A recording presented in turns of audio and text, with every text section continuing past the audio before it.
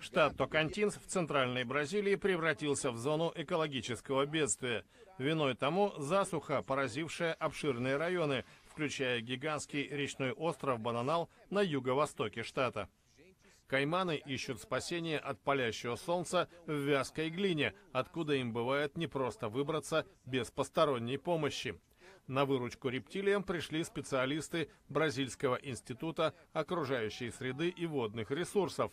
В пятницу они волоком вытащили из грязи нескольких кайманов, обмыли их и переселили в более подходящие для жизни места, где пока хватает воды. В операции участвовал и сотрудник института Анжело Гомеш. Не то чтобы мы боялись, все дело в навыке и сноровке. В грязевых ловушках оказались не только зубастые хищники, но и домашние коровы, и экологи не оставили их в беде. Но масштабы бедствия таковы, что вода теперь стала на вес золота, говорит местный крестьянин. Мне пришлось продать весь скот, чтобы он не околел. По официальным данным, в штате и его столице уже 140 дней не выпадало ни капли дождя. В 11 городах объявлено чрезвычайное положение, и в 27 это вот-вот произойдет.